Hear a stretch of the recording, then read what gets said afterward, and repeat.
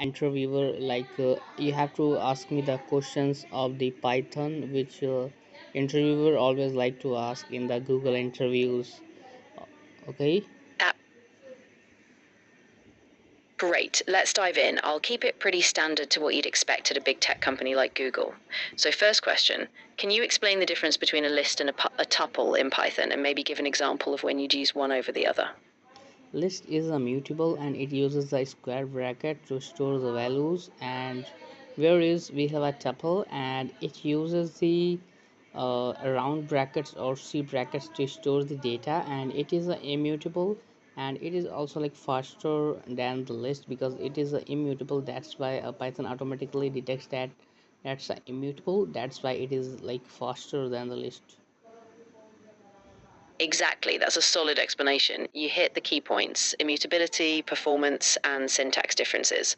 Let me ask a follow up. How would you handle a large data set that doesn't fit in memory? Would you use any specific Python techniques or libraries? Okay, if I have a large data set, then I can go with the Python libraries. Like we have pandas and NumPy for the fast calculation, you can say, because it is a kind of generator of the mathematics, and we can use NumPy, and we can also use pandas if we have like lots or huge amount of data. Then we can use the pandas to do some operation that we always like to see in the pandas, like we have some special method inside the pandas, so we can use the pandas and numpy. Yeah, that's a good start. And just to build on that, for truly large data sets, you might also look at tools like Dask, which allows you to work with data in parallel and doesn't load everything into memory at once. Have you had any experience with Dask or other big data tools like that? What is this Dask? Can you tell me? Of course. So Dask is a parallel computing library in Python. Basically, it lets you scale your computations across multiple cores or even across a cluster of machines. The cool part is you can use pandas like syntax, but it processes data bin chunks, so you don't have to load everything into memory at once. It's really useful for handling big data in a way that feels a bit like using pandas.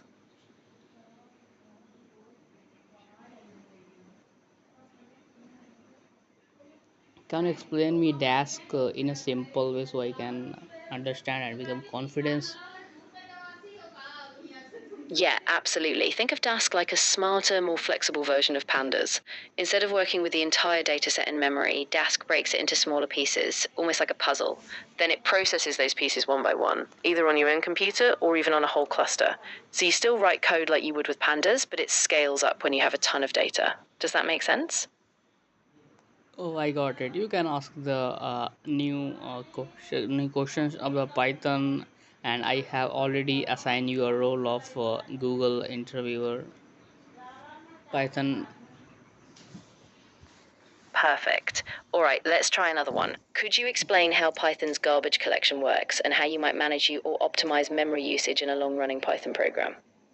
A garbage collection basically, if we have a data which is not working, or which is we don't need that data, then we can easily remove it. We have to remove it. We don't need to remove it. Basically Python automatically removes it. Like we have a x equals to 5, and then in the next line you have a variable with the same name like x equals to 3. Then our garbage collector will come and it will remove the first variable value, and it will remove everything like x equals to 5, and it will only store the x equals to 2, because here we are like seeing the concept of garbage collector. So it is kind of overriding things is happening here. So it is like good for our memory. We are not storing the variable with the same name. Yeah, that's a good start. So, just to add a bit more detail, Python's garbage collector automatically tracks objects and frees memory when no one is using them. If you explicitly want to control it, you can use the GC module to manually run garbage collection. That way, in long running programs, you can free up unused memory proactively. Great job so far. Okay, so it basically automatically detects that which object is like you are using and which you are not using. If you are not using that object, then it automatically removes that object. Exactly, yeah. It keeps track of references. As soon as something is no longer needed, no variables pointing to it, Python knows it's safe to clean up. So you don't have to manually delete things most of the time. The garbage collector just takes care of it in the background. Oh, thanks. So you have to ask me the other questions of the Python. Of course. All right, let's switch gears a bit. Can you explain what a decorator is in Python and maybe give me a simple example of when you'd Decorator use means one? adding some extra behavior to the original function without changing it. So if you want to do something like an activity, like you want to calculate time, and also you can use or you can make your own decorator function.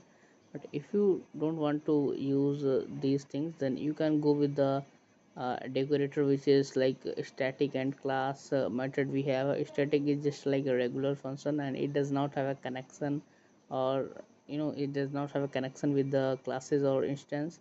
And whereas we have a class method, it uses the CLC parameter, and it has a connection with the class and instance. So not instance, it is like connected to the class itself, and it uses a CLC parameter.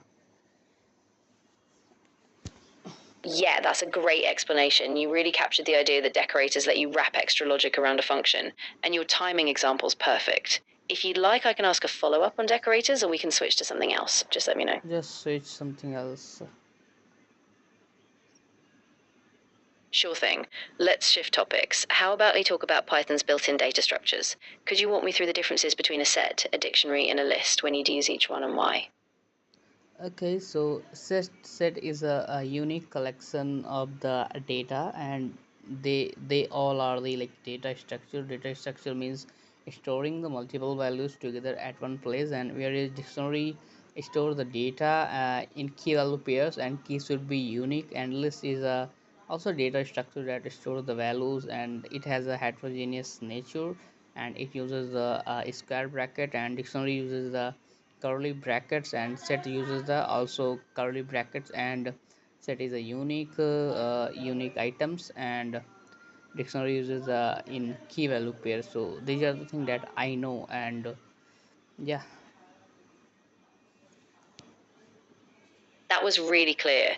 Yeah, exactly. So sets are great when you need uniqueness, dictionaries are awesome for fast lookups with keys, and lists give you flexible ordered collections. Nice job summarizing that. Let me know if you'd like another topic or a different kind of question. Yeah, I'm interested. No problem. Take your time, and if any other topics come to mind or you want to dive deeper into something, just let me know.